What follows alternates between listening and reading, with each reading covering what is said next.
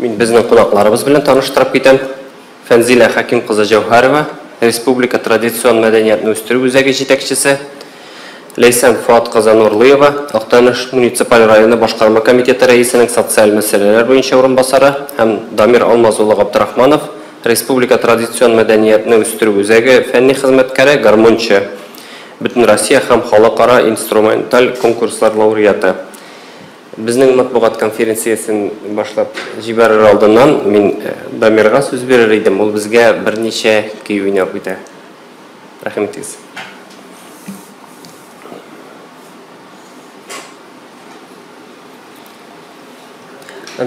Микрофоннарны кабызыгыз.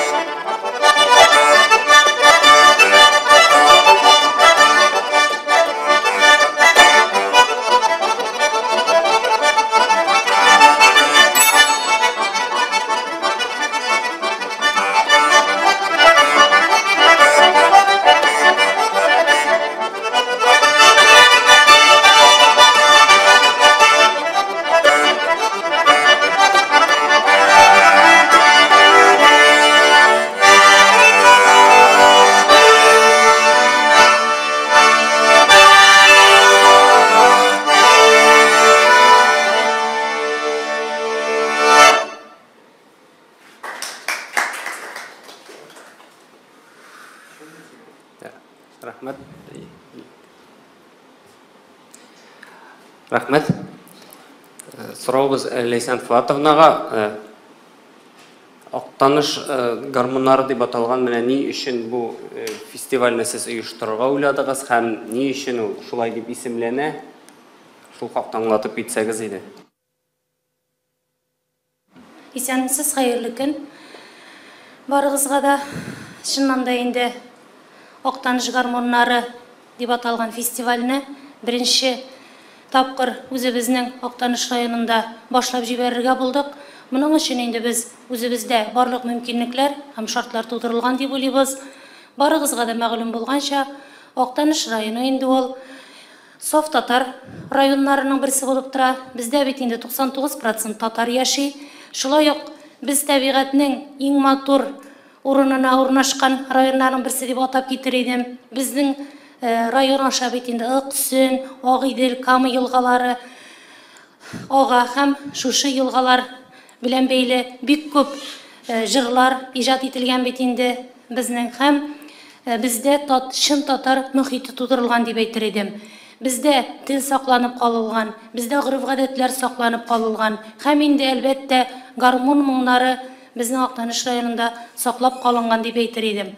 Безнең авылларда, район үзәкләрендә һәрбер бер генә бәйрәм чарасы да безнең гармоннарсыз, гармон моңнарсыз үтми дип ассызыклап китәсем килә. Һәм инде ни өчен соң менә Актанышта түгел? Әлбәттә инде ул беренчедән булып Актанышта башланырга тиеш. Әле бит барыбызга да мәгълүм булганча, безнең Актаныш районы үзебезнең республикага бик күп шәхесләр дә биргән район булып тора. Үзебезнең беренче президентыбыз Минтимер Шәймиев Шәрипович, Моң патша бикәсе Әлфия Авзаловалар. Менә аларның исеме дә инде бик күп нәрсә турында сөйли дип әйтер идем. Һәм шулай ук сәнгать өлкәсенә безнең район бик күп шәхестәр биргән бит инде, бик күп җырчыларыбыз, бик күп популяр композиторлар, шулай ук баянистларыбыз, Кирам Сатиев, барыбызга да мәгълүм республикада. Шулай ук Инсаф Хабибуллин бүгенге көндә дә композитор иҗат итә. Һәм шулай ук күренекле баянист дип әйтәсе килә. Һәм шулай ук Фәнис Гыйлметдинов, Мирзанур Фарухшин кебек безнең күренекле баянистларыбыз чыккан безнең районнан. Инде менә фестивальне бездә үткәреп, аныңа инде нигез салу, ул инде үсеп килүче яшь буынга без үзебезнең менә гармоннар аша, үзебезнең татар моңнары аша, үзебезнең гореф-гадәтләребезне, үзебезнең милливлекне, үзебезнең телебезне без үсеп килүче яшь буынга биреп калырга тиеш һәм бурычлы дип саныйбыз. Һәм инде бу максаттан да районда шулай күләмле генә эшләр башкарыла. Һәр райондагы инде бездә менә сәнгать мәктәпләре эшләп килә бит инде, аның филиаллары авылларда, анда безнең баянистлар группалары оешкан, балаларыбыз шөгыльләнә. Район үзәгендә шулай ук безнең Инсаф Хабибуллин җитәкчелегендә баянистлар, кызларыбыз, егетләребез шөгыльләнә. Гомумән менә кичкенәләр безнең 60-70 бала безнең кичкенә яшьтән шөгыльләнә, баянда уйныйлар дип әйтеп китәргә кирәк. Рәхмәт. Фәнзилә Хәкимовна, аңлатып китсәгез иде, бу фестивальдә кемнәр катнашачак, бу теләк буенча ничек уза? Әлбәттә, беренче чиратта фестиваль бар тик теләк буенча безнең катнашучыларыбыз барланды. Һәм фестиваль башка фестивальләрдән шактый үзенең эчтәлеге белән аерыла торган, бөтенләй башка форматта үтүче ниндидер бер татар гармоны бәйрәме. Ләйсән Фуадовна башлыча баянчылар дип сөйләште. Ләкин безнең бу фестивальдә безнең баян түгел, беренче урында әлбәттә гармончылар. Актаныш районында баянчы турында сүз кузгатыла икән, ул беренче чиратта, беренче нәүбәттә ул гармончы. Кирам Сатиев турында без гармончы икәнлеген беләбез, һәм инде ул гармончылар турында, баянчылар турында ул китаплар авторы да. Шуңа күрә безнең инде барлыгы фестивальдә 300-дән артык катнашучы көтелә. 7 Россия Федерациясының 7 регионыннан, ул Самара өлкәсе, без инде Самара өлкәсен Гали гармоннары һәм Гали гармоннарында уйнаучы гармончылар дип беләбез. Һәм инде Удмуртия Республикасы, Башкортстан, әлбәттә Башкортстан Республикасы берничә районда куып киләләр, улар безне шулай ук сөендерәләр. Төмән өлкәсе, Киров өлкәсе, Татарстан, әлбәттә, иң зур делегация безнең Татарстаннан. Тагын кемнедер оныттым. Барлыгы менә 300 кеше, әлбәттә, катнашучылар арасында безнең үсмерләр, балалар да бар. 6 балалар, фольклор гармончылар төркеме килә. Алар музыка мәктәпләре каршында баян классы ул әгәр дә предмет буларак укытыла икән, һәм инде аның өстәмә ярдәмче факультатив предмет буларак бу музыка сәнгать мәктәпләрендә балалар гармоннарда да уйнарга өйрәнәләр, һәм инде мәктәп каршында бик матур гына оста итеп уйный торган гармончылар мәктәпләре эшләп килә, түгәрәкләр эшләп килә, ансамбльләр эшләп килә. Димәк, 6 төркем безнең балалар төркеме киләләр. Шул исәптән фестивальнең форматы нидән гыйбарәт? Беренче чиратта biz ул була табигатьтә, Сабантуй мәйданында, Сабантуй паркында Актанышның, һәм инде теләге булган журналистларыбыз бик рәхәтләнеп көтеп калабыз. Шулай бит Ләйсән Фуадовна, ул инде палаткаларда без инде беләбез һәм өметләнәбез, таңга кадәр гармон моңа сүнмәс дип, анда инде җыр булыр, анда бию булыр дибез. Барлык менә беренче 27-се көнге чаралар, алар барысы да Сабантуй паркы мәйданнарында булачак. Анда без күргәзмә ачабыз, күргәзмә турында Дамир Алмазович үзе күбрәк, төпләбрәк сөйләр. Һәм анда остаханәләр эшләячәк. Остаханәләр 27-се көнне беренче остаханә бүгенге көндә 160 бала Актаныш районының Сәләт лагерында, ул безнең бөтен Россиядан килгән татар балалары анда ял итәләр. Шулай ук алар татар телендә сөйләшү, татар гаме, татар мәне. Һәм инде аларга шулай ук татар гармоннары, аларның төрләре, ни өчен без аларны татар гармоннары дип атыйбыз? Татар гармоннарын ясаучы осталар, ни өчен бу Баракса гармоны дип атала, ни өчен бу Вятский дип атала, ни өчен монса әйтгәндә Гали гармоны дип атала. Менә шушылар турында да сөйләү булыр, ул гына да түгел, Дамир Алмазович күбрәк тукталыр, анда шулай бик кызыклы гына башка эчтәлек тә булачак. Һәм инде, әлбәттә, фестивальнең бер кадәр бәйгесе дә бар. Бәйге ике төрле. Алар булалар ике бәйгедә 27 көнне. Беренче бәйге ул 3 номинациядә, гармончылар ансамбльләре номинациясе, ялгыз башкаручылар, ягъни без инде аны солистлар дип әйтәбез бу очракта. Һәм инде балалар ансамбльләре. Балалар ансамбльләре белән тыш, балалар да шулай ук солист үзләре оста уйный торган балалар шулай ук бар. Алар да инде үзләрен агайлар белән бергә сынап караячаклар. Һәм инде икенче бәйге беренче тапкыр татар тарихында бәйге буларак беренче тапкыр. Ләкин ул безнең халкыбызда искиткеч күңелебезгә кергән туйларда, Сабан туйларында, элек-электәннән, әлбәттә элек-электәннән дип әйтәбез без каядыр 80нче елларга кадәрге вакытны, гармон тартыш ярышы. Гармон тартыш ярышының үзенең аның нигезләмәсе бар. Әлеге нигезләмә нигезендә без инде жюрилар белән бергә беренче конкурстан соң сайлап алачакбыз берничә гармончыны. Шубага ярдәмендә, нәкъ татарча шубага ярдәмендә без билгеләячәкбез. Кем беренче чыгыш ясый, кем икенче, кем өченче, кем дүртенче. Һәм инде алар билгеле бер көйләрне кемнән уздырыбрак уйный дигән менә шушындай бәйге булачак. Әлеге бәйге үткәрелә районның башлыгы Ингел Навапович призына.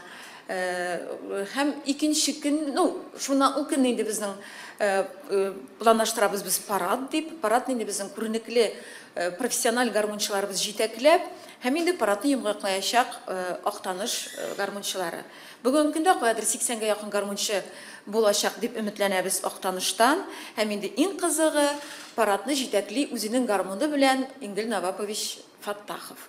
Һәм инде Ингел Навапович безнең концерт программасында да Актаныш гармоннары дигән фестивальне ачык дигән тантананы, әлеге бәйгенең тантанасын игълан итүгә, анда инде Ингел Навапович башлаган көйгә Актаныш гармончылары, танылган гармончылары берсе артыннан берсе сәхнәгә чыгар. Һәм инде ни өчен Актанышта, ни өчен Актаныш гармоннары дигән җөмләгә бер кемнең дә соравы калмаячак. Һәм инде безнең менә шушындый үзенчәлекле 1-27 июль числосы. 28 көнне бөтенләй башка форматта Актаныш урамнарында татарның гармоннары дигән яңа үзенчәлекле һәрбер урамга 3 авылны без тутырып, 60-70 гармончылар белән бергә җырлап, без бүтән Актаныш урамнарын әйләнмәкче булабыз. Чөнки татарның элек-электәннән килгән гадәте буенча гармонның без инде әлбәттә гармон бүгенге көндә урамнарыбызда ул кадәр актив яңгырамаса да, ләкин без Актаныш гармоннарында ул беренче чиратта урамнарда да яңгырарга тиеш дип исәплибез. Һәм инде әкренләп без үзек әлеге фестивальне тамамлау, ул инде үзенә күрә бер интерактив менә шундый гармонлы, моңлы, биюле, җырлы бәйрәмнән соң җиңүчеләрне котлап, тагын бер сюрприз дип әйтик инде бар. Ансыр инде без тулысынча сезгә ачып та бетерәсебез килми. Һәм инде беренче тапкыр гармонга бәйле һәйкәл куелачак. Нинди гармон, ничек, кайда ул? Ансын инде сез килергә тиешсез. Бары тик сезнең вакытлы матбугат кына беренче тапкыр аны тизрәк төшерергә тиеш булачак. Безнең инде Курайга һәйкәл бар, ул Мөслим районында. Һәм инде гармонга беренче һәйкәл бик үзенчәлекле Татарстан җирендә, ул инде Актаныш районында, Актанышның үзендә булачак. Менә фестивальнең кыскача эчтәлеге шушы. Ләкин без инде бик зур өметләр баглыйбыз рухына фестивальның. Безнең өчен фестивальның рухы безнең өчен бик мөһим. Бер тапкыр фестивальгә килеп эләккән гармончы әйтегендә барасы, тагын бер шушы дәртне алып кайтасы дигән җөмлә белән китеп, үз төбәкләренә кайткач гармончыларны барлап, татар көйләрен мөмкин кадәр ешрак, татар телендә яңгырату мөмкинлекләре табалсалар дигән зур өметебез бар. Әлбәттә безнең хыялларыбыз зур. Ничек барып чыгар? Фестивальне без инде аны 2 елга бер тапкыр хәзерге планнар буенча күз алдында тотабыз Актанышта дип. Елга бер тапкыр, менә киләсе елга ни дәрәҗәдә эшләп чыгарбыз, бәлки сезнең белән бергәләп күтәрербез. Без инде Казан суы буена, аның менә шул 4 километрны июльнең бик матур бер көнендә без меңләгән гармончыны, татар гармончыларын җыйнап, менә шундый бер гармон бәйрәмен Казанда да үткәрәсебез килә.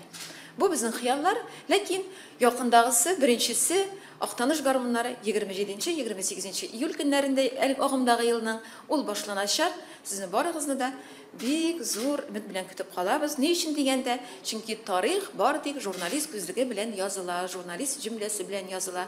Ул тарихи моментлар. Менә шул сүзнең без Рәхмәт.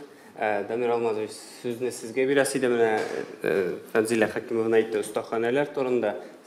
Бу нәрсәдән гыйбарәт булачак? Хәерле көн. Әлбәттә, инде Фәнзилә Хәкимовна әйтүенчә, безнең кызыклы гына матур фото күргәзмә үтәчәк. Анда инде безнең татар гармуннарының төрләре булачак. Алардан арасында шул Ветка гармоны яисә Вараксин гармоны дип аталган, Саратов гармоны, ике рәтле гармон, кичкенә концерт гармоннары булачак. Һәм инде әлбәттә ул гармоннарны татар рухында ясаучы осталарның фотографиялары, мәгълүматлар алар турысында булачак. Безнең Казан фабрикасы, Казан гармон ясаучы, Казан гармон фабрикасы турысында мәгълүмат булачак. Әлбәттә, иң беренчеләрдән булып танылган атаклы татар гармоннарының ясаучысы ул безнең танылган Татарстанда гына түгел, Россиядә дә Салих Баталулы Шайдуллинга багышланган фотокүргәзмә булачак.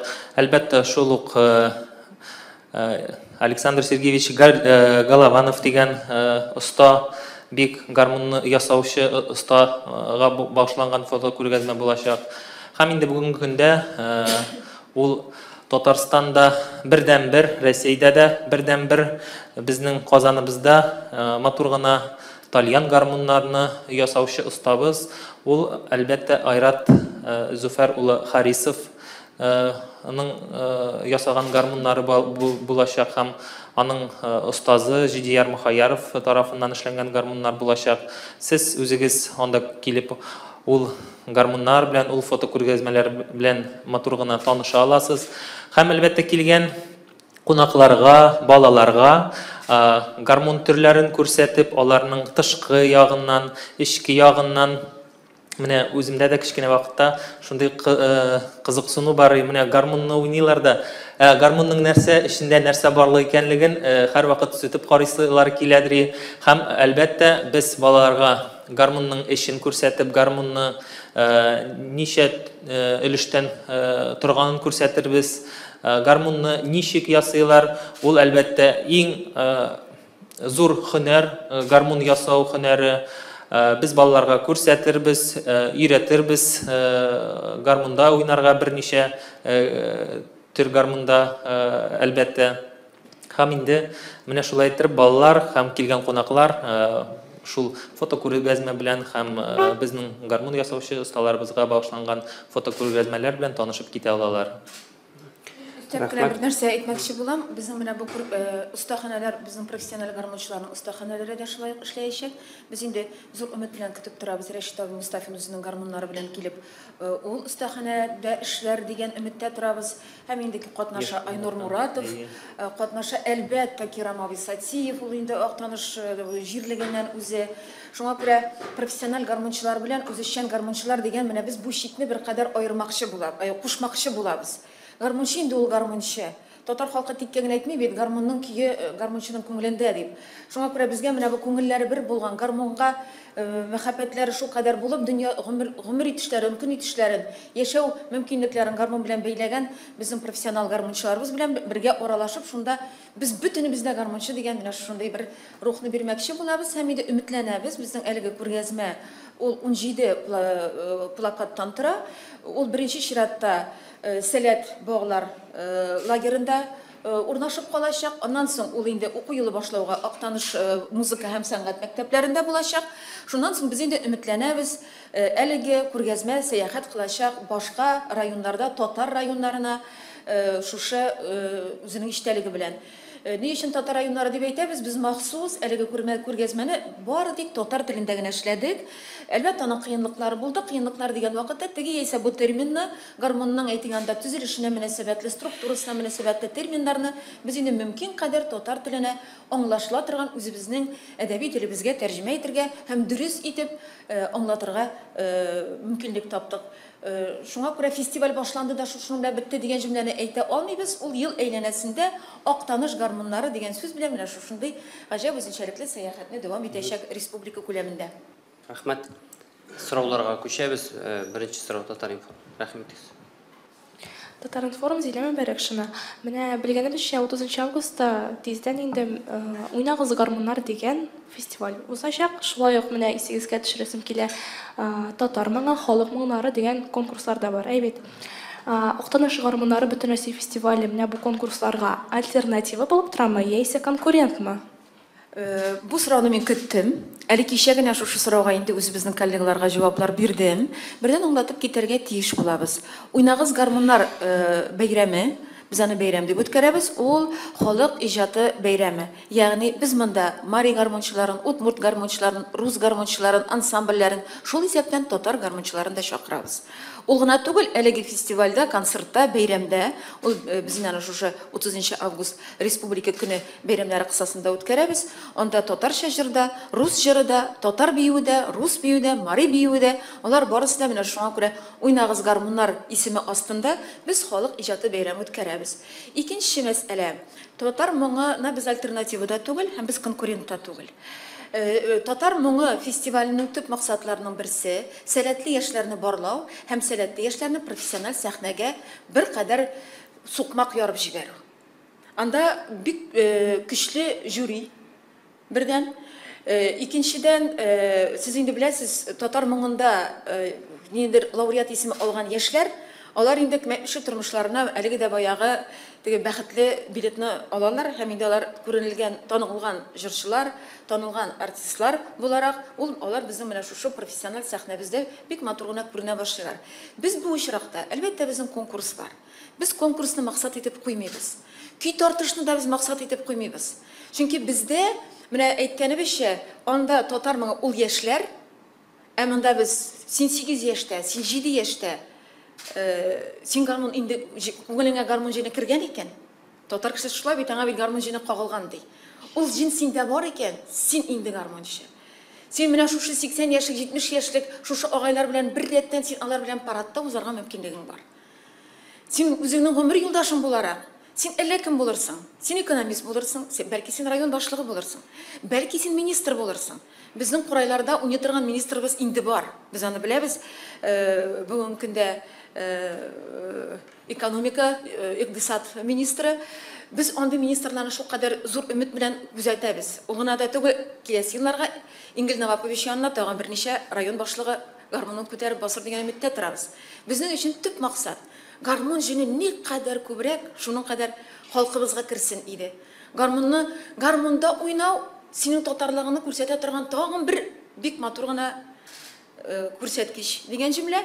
Икенчедән, менә бер генә мисал китерәм. Оренбургдан килә гаилә. Әтиянисе Оренбур өлкәсенең бер муниципаль районы, секретларны ачмыйбыз, килегез, интервьюлар алыгыз. Ул район ЦРВ дип әйтгәндә, район шифаханәсенең баш врачы. Фестивальгә хатыны белән бергә баланап киләләр. Без аны шул кадәр зур сөенеч белән кабул иттек. Әти әнинең баланың гармунда уйнаганы белән горурлануы, алып кайткан бишледән тыш татар арасында гармун белән керә алуы һәм әти әнинең үз машиналары белән отпуск алып шушы фестивальгә килүләре. Без инде бу безнең фестивальнең ни дәрәҗәдә кирәк икәнен күрсәтә торган иң зур плюсларның берсе. Шуңа күрә без беркемгә конкурент түгел. Әллә нинди фестивальләр булган очракта да татар рухын тота алырлык фестивальләр күп, ни кадәр күп. Шуның кадәр без телле, шуның кадәр без рухлы, шуның кадәр без мин татар дигән җөмләне әйтә алырлык менә шундый бер механизм гына. Рәхмәт. Сорауларыгыз. Сия Шәрәфиева, Болгар радиосы.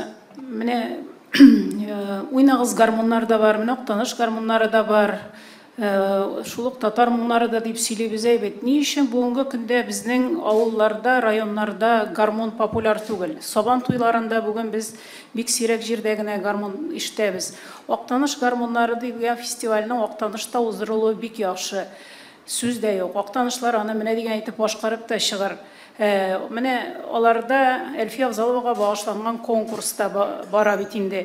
Инде бер генә ел бармый, берничә ел бара. Ни өчендер ул республика күләмендә киң яңгыраш ала алмый. Актаныш гармоннары да менә шушы үзендә генә, үз иченә генә йомылып калмасмы? Нишләп Актаныш таңнары, Актаныш гармоннары фестивален Актанышта гына түгел, 2 елдан соң Актанышта буласыз диде. Бәлки шул ук татар районнары Собага, Кукмарага, Этнәгә, Арчага бәлки күчереп йөртсәң, ул әзерәк гармонны популярлаштыруда зур роль уйнамасмы? Рәхмәт. Соңгы сорауыгызга җаваптан башлыйм. Ингел Навапович белән без бу фестиваль турында беренче тапкыр очрашкан вакытта бу безнең иң зур хыялларыбызның берсе иде. Һәм шулай булып тора. Без анда Ингел Навапович килер бер заман Актаныш гармоннарына районнар чират торачаклар дигән. Без аңа бик өметләнәбез. Әгәр дә шулай итеп эшләп чыгарабыз икән, без аңа шул кадәр хыялланабыз. Шушы Актаныш гармоннары белән Голованың гармонда уйнарга теләге булып һәм уйный икән, яисә Голованың баласы гармонда уйный икән, ул районда гармон фестивале булачак. Без шулайрак дип уйлыйбыз. Әгәр дә җитәкче менә быелгы фестивальнең bütün чыгымнары ул бары тик Актаныш муниципаль районы чыгымнары. Анда bütün нәрсә Актаныш муниципаль районы бюджетыннан алына. Ул инфраструктураны киләү, ул ашату, менә тагын килегез дип әйтәбез, бик тәмле итеп ашатачаклар. Татар кешесе безнең Актаныш, гомумән татар җирендә безнең бит инде ул теге минусыбыз да плюсыбыз да. Без бик сыйларга яратабыз. Гәрчә мин һәр вакыт Советлар Союзы пионерлар лагере менюы безне бик канәгатьләндерә дигән җөмлә белән башлыйбыз да, ләкин ул тагын өстәмәләр белән бик матур гына киңәя. Безнең хыялыбыз шушы. Инде сабантуйларда гармоннарга мөнәсәбәтле әлбәттә ул проблема. Бүгенге көндә беләсезме, проблеманың асылында берничә яссылык. Беренче яссылык, без бит инде музыка мәктәпләре, сәнгать мәктәпләре бар дибез. Белгәнебезчә, музыка һәм сәнгать мәктәпләрендә белем бирү процессы, белем бирү системасы ул Европа һәм профессиональ музыка уен коралларына мөнәсәбәтле бара. Анда предмет буларак укытыла бары тик баян. Әгәр дә баян укытучысының гармонда да уйнарга өйрәтеп, үзенең вакытын, шәхси вакытын, bütün музыка мәктәпләрендә дә аңа гармон түгәрәге оештырган өчен сәгатьләргә акча түләмиләр. Түләү мөмкинлекләре бик шартлы. Әгәр дә аның җаны гармонда булып, гармон түгәрәкләре оештыра икән, факультативлар оештыра икән, ул музыка мәктәбендә, ул сәнгать мәктәбендә гармонга урын бар, ул районда гармон популяр. Актанышта ул шулай. Башкортстан курайны шулай итеп bütün республика анда инде әлбәттә өстәлгә сугып керттерделәр. Өстәлгә сугып керткәннән соң бер кадәр финанслау мөмкинлекләрен дә күтәрделәр. Без менә бу мәсьәләне шулай күтәрәбез. Без аны күтәрәбез уйнагыз Файзулла Туишев исемендәге фестивальдә дә. Һәм без беләбез музыка мәктәпләрендә гармоннарда җитеп бетми. Теге исә бу район мәдәният йортында гармончылар ансамблен тотар өчен әллә кайчанғы 2 гармоны бар. Ләкин кайсы бер районнарда менә алар шактый бәя. Шуңа күрә без менә бу гармон ясаучы осталар дигәндә дә без алып чыгабыз осталарны. Без күрсәтәбез. Без Айдар Зуфарович әгәр дә үзе катнашу планында бар, шифаханәдән ул чыгып өлгерсә ул киләчәк, чыгып өлгермәсә, без аның турында мәгълүмат бирәбез һәм без аның карталарын, ягъни визиткаларын таратачакбыз. Сату алу мөмкинлекләрен. Һәм инде без эшмәкәрләр белән дә эшли башладык. Бер кадәр без эшмәкәрләр белән дә хәзер аралашабыз. Гармон бүләк итү мөмкинлекләрен. Шулай ук Мәдәният министрлыгы бу турыда белә. Мәдәният министрлыгында Дайрат Хизяны бик яхшы аңлый. Клублар ачкан вакытта без хәзер халык музыка уен коралларын бирү турында да сүзләр кузгатабыз. Шуңа күрә Сабантуйга ни кадәр гармонны кертү мөмкинлеге бар дигән җөмлә, әлбәттә Сабантуйлар белән ул инде аерым очрашу, аерым проблема. Анда ул инде шактый катлаулы һәм шактый киң яссылык. Ул яссылыкта кырыклаган сәбәпләр бар. Ул сәбәпләрнең бар шише алмаслыклары, ул сәбәпләрнең бар шишергә кирәклеләре. Шише алмаслыклары дигәне ул сорау һәм өндәү белән тора. Шише алмаслыкмы? Һәм аның янында өндәү шишәргә кирәк дигән белән. Алар инде ул инде икенче тапшыру. Икенче материал кирәк икән, без сезнең белән сүз кузгата алабыз. Менә сез телгә алдыгыз бюджетны һәм глава президент шул хакта да әйтеп китсәгез иде. Лейсан Фатовна, бәлки бу сорау сезгәдер. Бюджетта күпме һәм район башлыгы призына нәрсә бүләк ителәчәк? Аның эн кызыгы без көн сайын бюджетны арттырабыз. Бүтән ингел нова помещник күңелен киң шуңа бик. Әйе, шыннан да Фәнзия Хәкимзаның дөрес әйтеп китте. Безнең инде барлык чыгымнарны да безнең район үзе күтәрә. Чөнки инициаторы да менә ассызыклап үтелде бит инде безнең Актаныш муниципаль районы булып тора. Бүләкләр дә кызыклы. Мин инде сюрприз дип әйтер идем инде. Шуннан да безнең даими бүләкләр бар. Безнең бүләкләр бар. Шуннан да район башлыгы Ингел Наупулов Фаттаховның шәхсән бүләкләре бар. Шулай булгач инде мин менә шушы бәйгене үткәрүчеләрнең хуҗалары буларак менә монда утырган коллегаларны сезне чакырам. Сез дә татарҗанлыдыр дип уйлыйм. Әйдәгез бергәләп менә шушы Бүтән Россия Актаныш гармуннары дигән фестивальне бергәләп танытыйк үзебезнең милләттәшләргә. Көтеп калабыз. Бюджет күләмен ансәстерме? Ну, шактый гына инде мондый мероприятияларны бит инде чыгымнарсыз гына үткәреп булмый. Хәзерге бәйрәмнәр оештырганда бит инде барыбер инде аны кызыклырак иттереп, аны халыкның күңеленә барып җиткерлек итеп уздырырга кирәк. Бу бит инде шулай ук милли киемнәрдә, бу шулай ук аның җиһазланышында һәм инде менә шушы торгызу, ашатулар дип киттек бит инде 300 кеше килүе көтелә, 2 көн буе торалар. Менә шуннан чыгып инде сез инде бюджетны күз алып торгансыздыр дип уйлыйм.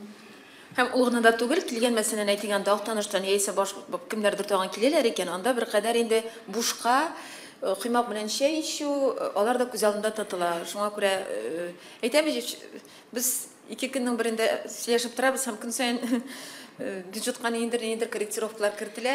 Әле фестиваль беткәч тә соңгы сумма берәр атнадан соң да билгеле булыр дибез инде. Әйе, менә әгәр дә инде килгәч күрергез, безнең менә Сабантуй мәйданына кергәндә безнең татар мише анда каршы ала. Бу татар мишендә кәбикмәкләр, кыймаклар пешереп, авыз итәргә һәрбер кешегә мөмкинлек тудырылачак. Һәм инде ул менә фестиваль 2 көн дәвам итә икән, ул 2 көн буе безнең миш буенда кыймак ниләр, кәбикмәкләр пешеп торачак. Рәхим итегез бергәләп бәйрәм итик. Рәхмәт. Сораулар Радик Сабиров Идел журналынан. Менә алдагы сорауның дәвамы буларак кына тегелерәк тагын бер тапкыр. Ул бит Сабантуй белән генә түгел, авылда безнең гармун уйнау ул бит дәрәҗә иде. Мәсәлән, барыбызда балачакны хәтерләсәк, һәм үзлектән өйрәнү бар иде бит. Менә бүгенге көндә үзлектән өйрәнү дигән төшенчә бармы? Һәм тагын бер соравым, менә безнең мәсәлән тагын бер милли брендыбыз тәкәнең без статусын инде бетердек. Гармунның статусын ничек күтәрергә була? Дамир Алмазович, бәлки башта сез дә фикерегезне тыңлап китерегез. Рәхмәт бик зур сораугыз өчен. Әлбәттә инде менә сез биргән сорауга Фәнзилә апа аны үтеп киткән. Милли гармуннарыбызны, тальян гармуннарыбызны, менә шундый кичкенә генә концерт гармуннарыбызны әлбәттә ул безнең уку йортларында факультатив кына түгел, ул дәресләр булып алып барылса, ул бик зур әһәмият булыр безнең кичкенә буыннар өчен. Әлбәттә ул музыка мәктәпләрендә укыткан баян укытучылар тарафыннан укытылса, әлбәттә Фәнзилә Хәким дөрес әйтте, сәгатьләре бирелсә, матди яктан да ярдәмчелек булса, әлбәттә безнең мастерыбыз бар, ул эшләргә риза, һәм аның булышучылары да бар. Менә бу җитештереп тора торган матур гына тальян гармуннарны, әлбәттә ул музыка мәктәпләре өчен, аннары музыка училищелары өчен һәм әлбәттә югары уку йортлары өчен әзерләргә әзер. Ул әлбәттә менә шундый дөрестән факультатив кына буларак түгел, ул дәрес буларак 1 сәгать я 2 сәгать атнасына булса, ул әлбәттә татар гармун дигән данын күтәреп җибәрер һәм татар гармуны яшьләр арасында популярлык алыр дип ышанам. Мин Радик Рашидович биргән тагын соңгы сорауга җавап буларак, безнең менә гаҗәп кызыклы бит инде. Татарча сүзе дә юк. Biz bik tupaz kına samavuşka deymiz. Ol samavuşka deymiz. Менә ул самавушка дигән җөмлә, ул аның плюсы бар, минусы бар. Самаушка дип әйтү үзендә үк ул түбәнсетү. Менә ул түбәнсетү ул безнең хәвәскәр композиторларга мөнәсәбәтле безнең совет заманында, әгәр дә син консерватория бетермәсәң, син композитор түгел. Сиңа хәвәскәр дигән значок тагылар. Әлбәттә, ул зур минусларның берсе. Дөньяда дип әйтгәндә, Европада шул исәптән хәзер Азәрбайҗанда да, һәм Азәрбайҗанда шактый күптәннән, куядыр бер 15-16 елдыр, аларда махсус гомум белем бирү мәктәпләрендә һәм шулай ук Финляндиядә 4нче класска кадәр bütün балаларны нинди уен коралында уйнарга тели, шунда наслух дип әйтәбез. Наслух дигәндә монда инде ишетеп уйнарга өйрәнү. Сольфеджио классларын алмыйчаны. Шуннан соң бала 4нче класстан, мәсәлән, бигрәк тә Финляндиядә аларда музыкаль белем бирү системасы 4нче класска кадәр ул мәҗбүри bütün балаларда. Ул сәнгать өлкәсендә үзен бер кадәр табырга тиеш. Һәм менә шушы юнәлештә бер кадәр эш алып барыла Азәрбайҗанда да. Милли уен коралларына мөнәсәбәтле, аларның махсус программалары бар. Әйтик, менә бездә әлеге менә бу самоучка һәм профессиональ дигән шушы ике сүз арасында бик зур упкын бар. Ул упкынны biz күмми торып, үзлектән өйрәнү мәсьәләсе, ул инде бик чамага калачак. Ни өчен? Чөнки әгәр дә әти гармончы икән, баласының оста итеп гармонында уйнарга, мәсәлән, шул Актанышта без эшмәкәрләр белән дә, Булат белән дә аралашып торабыз, анда бер кадәр фермерлар да киләчәк, һәм инде гармонда уйный торган фермерлар да килүен без көтәбез, Алла бирсә, күп булмасалар да. Biz de onun bilen şu turda еш кына сөйләшәбез. Әти баласын тизрәк ничек кенә булса да гармонда уйнарга өйрәтергә музыка мәктәбенә бирергә тели. Ләкин бабайы булганнар, менә әлегенә экспедициядан кайттык. Бабайлар белән уйнаган оныклар, алар наслух, тиз генә электр балалар. Ягъни бу нәрсә дигән сүз. Безнең менә бу халыкның үзендәге булган методиканы без югалтып ятабыз. Ул китеп бара.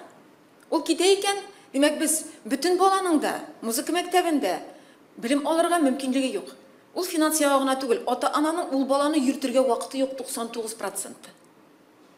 Шуңа күрә ул чыгып калырга мөмкин. Киләчәге бармы дигән сорауга, әйдәгез бергәләп күтәрик. Бергәләп, сезнең белән бергә күтәргән вакытта, бәлки без ул уккынны, менә без беренче тапкыр bir paratqa bastırabız professionallarını. Lakin biz xiyallanabız, bizim bu gündə professional səhnəmizdə şaxtı ustağına unuturğan yaşlarımız barlıqqa kildi. Rüstem Valiyev mərhum bulğandan soň mən şul qədər qorxqan idim. Ay yallar inat bir üzügünə qalıb yatab etdi. Aynur indan da көтәрелеп килә иде. Lakin bu gündə biz qədər 7-8 япкеш гармончыларны инде күрәбез. Профессиональ сәхнәбездә буш түгел. Гармон белән дөнья көтеп була, тамак туйдырып була. Bu bir юнәлеш. Ләкин аның белән бергә, гармон белән гомер юлдашың булып, син иң авыр вакытта, хатының белән кычкырышканда, балаң җирләгәндә, әниең вафат булганда, әтиеңне җирләгәндә, синең мәңгелек юлдашың бар. Ул гармон. Ул хатын кызга да, ул ир балага да. Менә моны сиңдерә алсак, ул сиңеп бара дип исәпләйбез, чөнки безнең балалар арасында гармончыларыбыз шул кадәр, субханалла, алар күп хәзер. Ниндидер bir türlü оптимистик рухыбыз бар. Менә гармонның дәрәҗәсе турында Радикның соравына да әйтеп китсәгез иде. Дәрәҗә мәсьәләсе беләсезме? Ул бит мин мәсәлән нәрсә дип атыйм? Ингил Навапович кайсы главаның гармон күтәреп җырларга чыкканы бар? Менә бу дәрәҗә. Район башлыгы үзенең сабан туена чыгып гармон уйный башлый икән. Бу гармон дәрәҗәсе. Дәрәҗә ул беләсезме? Ул әтидән килә. Дәрәҗә агамнан килә. Дәрәҗә бабадан килә. Дәрәҗә һәркемнең үз күмере дип әйтмим, үз илгесе бар. Ләкин әгәр дә безнең шушы сәхнәдән, халыктан курыкмыйча, ниндидер шушы сабан туйларыбызда гармоннар белән әйтик анда гармончыларны район башлыгы чыгып ниндидер ки уйный икән, яисә районның 3 җитәкчесе, яисә аның белән бергә музыка мәктәбе укытучысы. Бу гармонның дәрәҗәсе. Гармонның дәрәҗәсен, әй балам, әйбәт уйныйсың дип 7 яшьлек баланың башын сыйпап күтәреп булмый.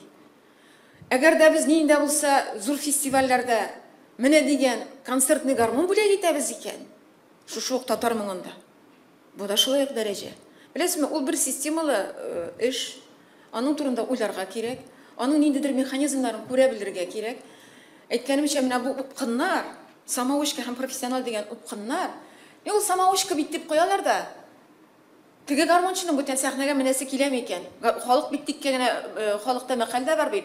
Гармончы гармон күрсә, гармончы күрсә кулы калтырый дигән.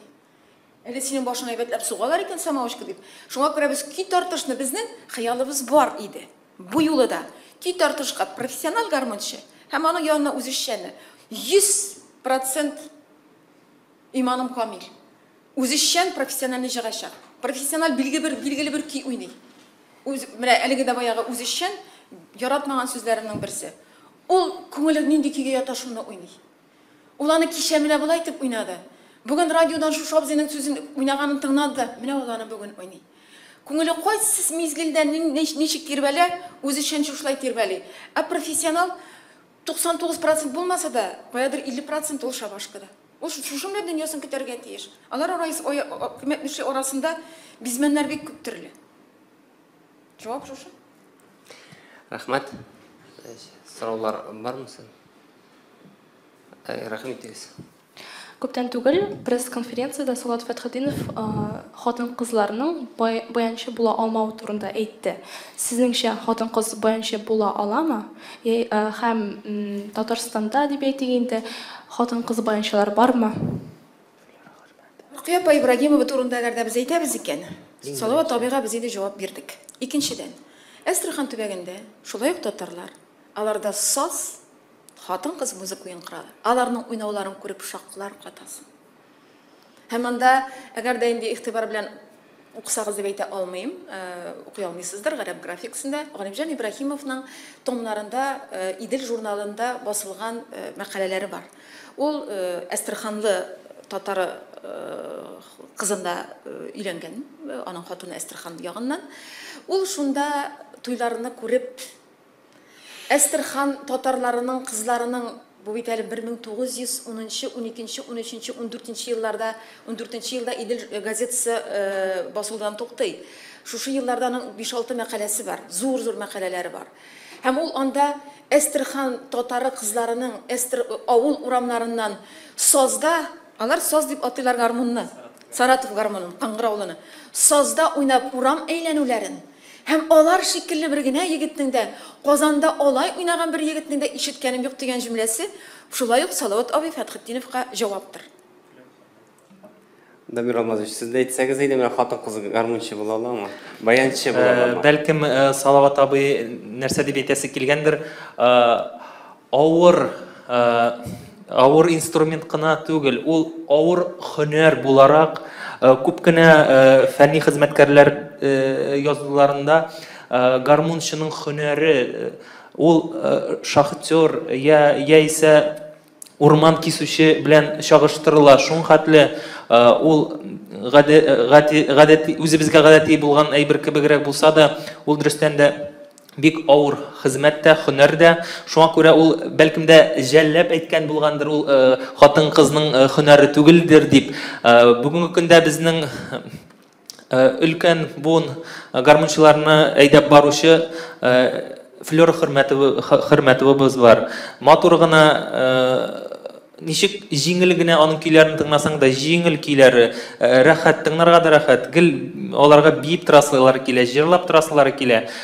Шул уңайнан татарларда гына түгел, ул башка милләтләрдә дә, әйтик, Кавказларда да бик танылган гармонда уйнаучылар хатын-кызлар бар.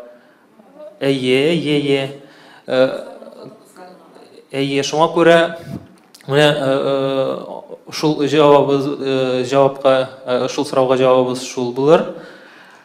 Аңардан карамастан, хатын-кызның күңелендә дә гармон булгач, ул димәк киләчәк буын балаларында да, үсеп җитүче балаларында да бу гармонга, милли уен коралларына булган хисе дәвам иттерәчәк дигән сүз белән булыр. Шуңа күрә ул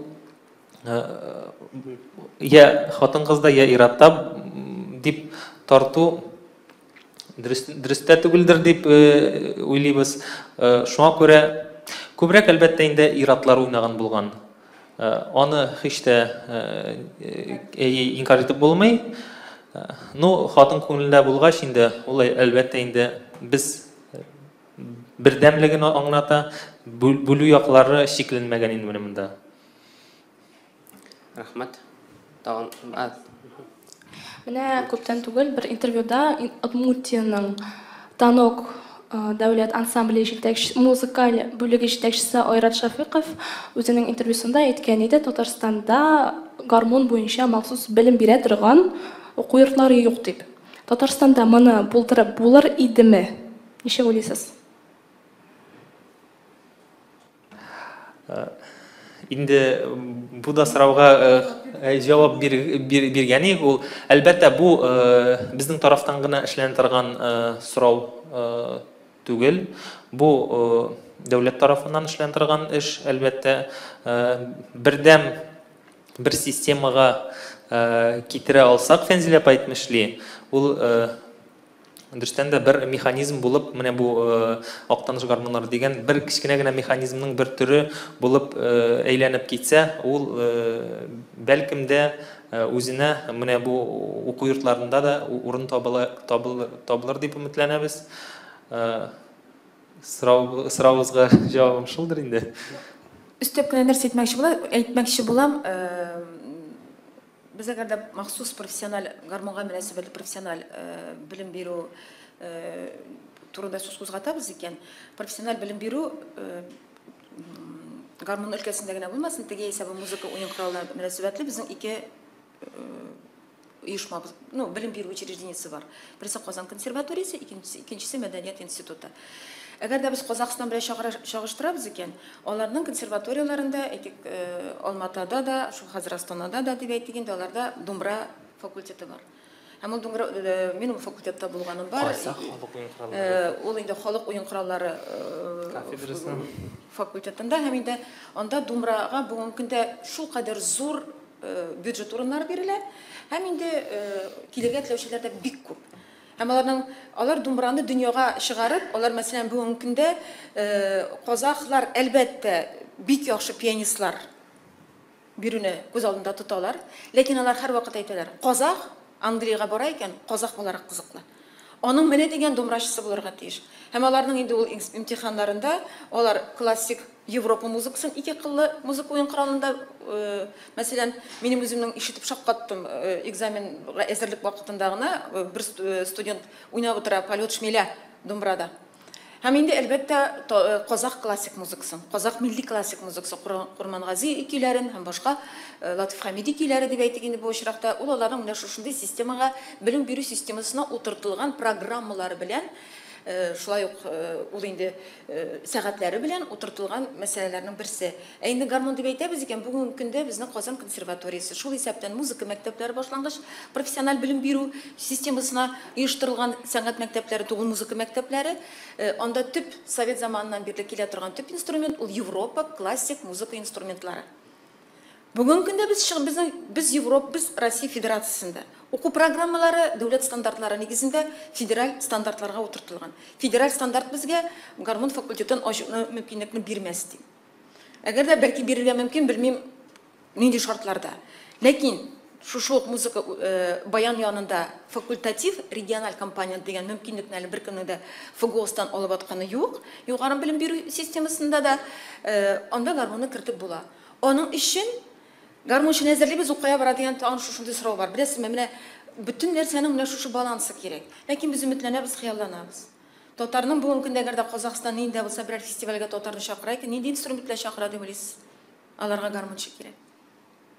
Безгә гармончы. Алар бүтән үзләрендә аларның бик күп. Безгә гармончы кирәк. Һәм инде без гармончылар җибәрәбез. Рәхмәт. Һәм тагын бер сорау, соңгы сорау.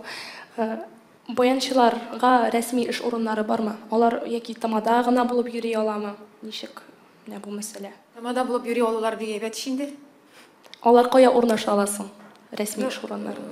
Әлбәттә, баянчы дип әйтәбез икән, әгәр дә ул профессиональ баянчы икән, аның эш урыны ул оркестр. Ул нинди булса профессиональ ансамбль. әйтик Айдар Фәйзрахманов ансамбле, Бәрбәнчек ансамбле, һәм Казан Нуры оркестры, Шутиков оркестры, Җыр һәм бию ансамбле, профессиональ сәхнәдә һәм инде дәүләт симфоник оркестры. Шуның белән менә бер өлеш бетте. Икенче, то есть профессиональ, бәлки опера-балет театрыдыр, бәлки Камал театрыдыр, аларның бар үзләренең дип әйтгәндә, бәлки филармониядер. Алар бик күп түгел. Һәм инде эшли бер гармончы, бер яхшы баянчының гомере 70-ләрнең теге ягына кадәр да әле ул уста баянчыдыр.